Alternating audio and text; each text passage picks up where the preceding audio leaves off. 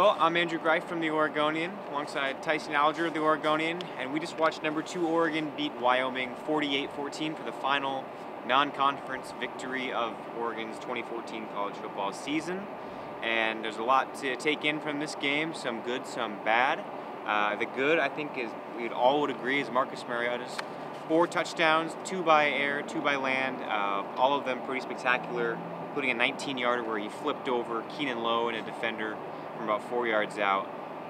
It wasn't always perfect, but they got the win, and now they move on to Pac-12 play. Yeah, I think that's the most important thing to take out of this is they're 3-0 after non-conference play.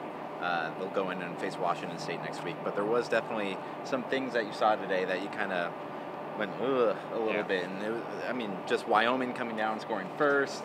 The defense was giving up big plays by run and by pass. You could just tell this Wyoming team was well coached. Craig Bohl coming over from North Dakota State, and they came in really prepared to play today. I think by one count, Wyoming had 10 plays of 15 yards or longer today. I believe 6 through the air and 4 on the ground. That's pretty inexcusable in your third game for an Oregon defense that should be better than that. Mark Helfrich said afterward that could be the fault of just one guy being out of position or maybe something larger, but either way, it did not look good for a little bit. Another thing to take away today, Oregon's offensive line has been depleted over the last month or so with Tyler Johnstone going out. Hanateli Lausey's been out on the sideline, and then last week Andre Uretagoyena, he left with an injury, and then today, first quarter, out of nowhere, Jake Fisher, was it first quarter? Yeah. First quarter, Jake Fisher goes down with another injury, and then all of a sudden you have a walk-on coming in Matt Pearson. And he's bookending a true freshman, yeah. Tyrell Crosby at right tackle. It worked today, but I think the big question is, will that work in the future if they have to stick with him? Although Hronis Grasu afterward did say... Yeah, Hronis, when kind of asked about, are you confident that a walk-on can replace this guy? And he's like, well, we don't really think this is an injury that's going to keep him out for a long amount of time. He didn't even think it would maybe keep him out another game, but that's not coach talk, that's Hronis talk, so we'll see how that actually pans out. Yeah. Things to like, I think, for me, just kind of thinking about it really quickly off the top of my head, Therrell Brown was really involved in the passing game today.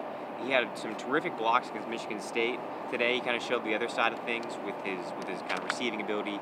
He and Keenan Lowe kind of looked like safety valves all game for Mariota. They were just there, ready. Other things I liked were Rodney Prevost forced a fumble on a big sack. Eric Dargan, 2 more interceptions. Yep. Very opportunistic defense. They'll give up some yards, but it looks like they'll take some balls from you as well. Yeah. Anything that you kind of come away with is liking and disliking the most? I think liking, you talk about Keenan Lowe being the safety valve, but it's kind of a much publicized thing that he's one of the best blocking receivers in the country, and you saw it right there, kind of paving the way for Mariota to come flip over him. Lowe said he didn't quite know where Mariota was until he saw him go over him and into the end zone.